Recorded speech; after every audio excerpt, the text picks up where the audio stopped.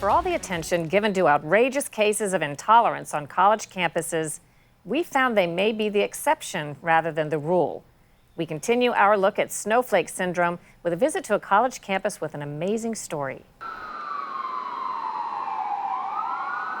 The University of Nevada, Reno turned out to be central to the free speech debate in 2017. Two Americans from here became poster children for national controversies.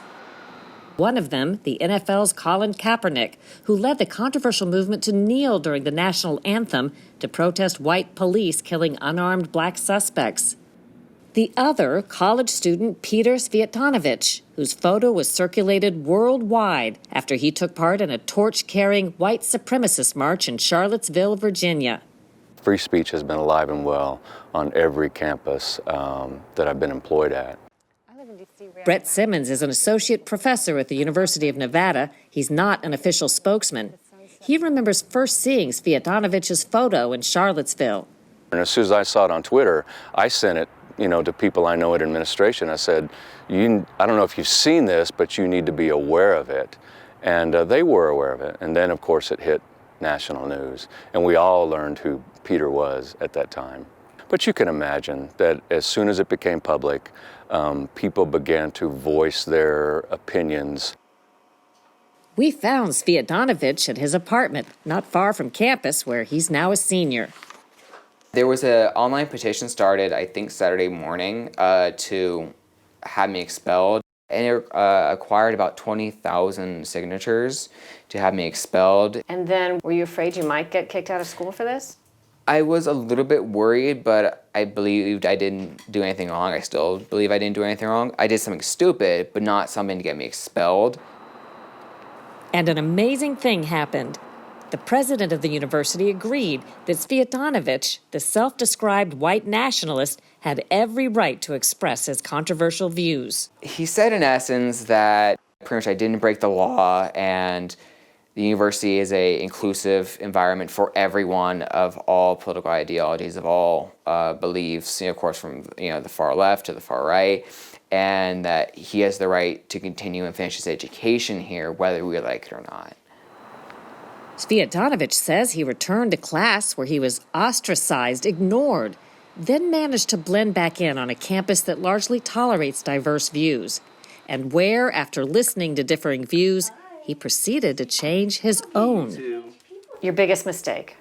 My biggest mistake is that I stupidly said I am a white nationalist, and at that time I did believe I was, but after looking back at the movement, looking back at what happened, I realized that calling myself a white nationalist is very wrong, and I no longer agree. I no longer see myself as such. It's, I think, a toxic idea with a very toxic creation. So I no longer see myself as a white nationalist, and I hope to distance myself away from that ideology and that movement as much as I can.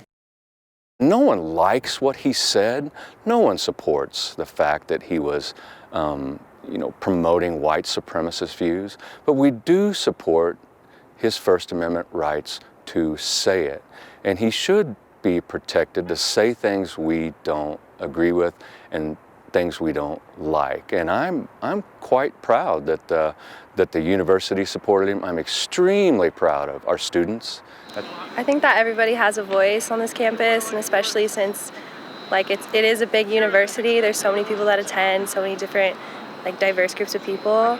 I feel like that everyone should feel comfortable in speaking out and having their voice be heard. The ACLU's Lee Rowland says today she counsels students that trying to block offensive speech is neither constitutional nor effective. The reason I tell students silencing isn't an option is because it always backfires. It allows people with hateful ideas to take on the mantle of martyrdom. If I would give young people one nugget of advice, it's not to censor, but to find your own voice and never underestimate the value of humor. It unites people, it disarms people, and it's the enemy of over-serious fascism and hate. One of my favorite YouTube videos that I show to anybody I get a chance to is a young musician who plays the sousaphone, heard that the KKK was coming to his town.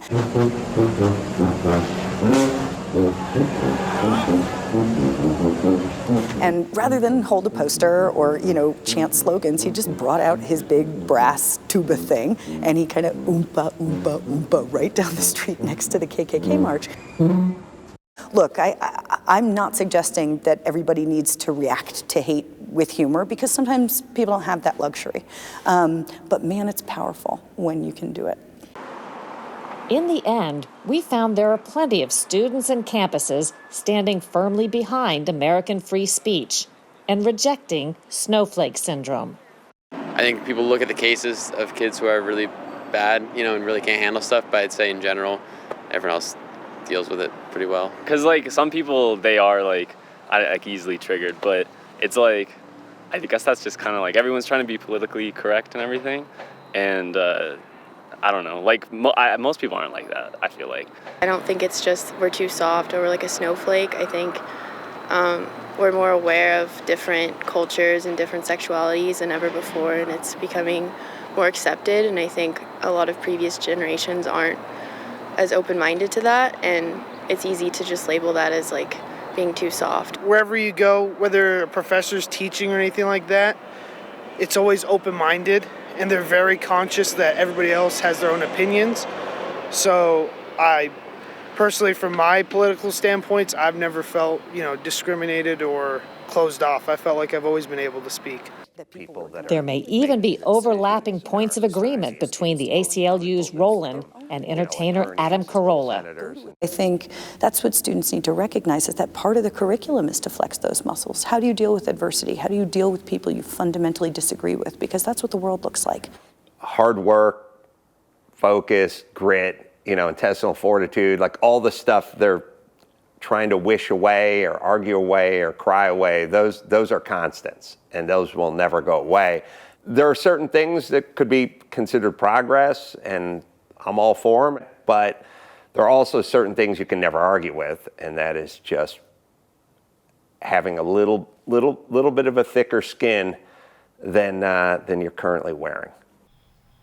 A recent Knight Foundation Gallup poll found college students value inclusiveness and free speech, but when asked to choose, said that promoting an inclusive society is more important than the constitutional right of free speech.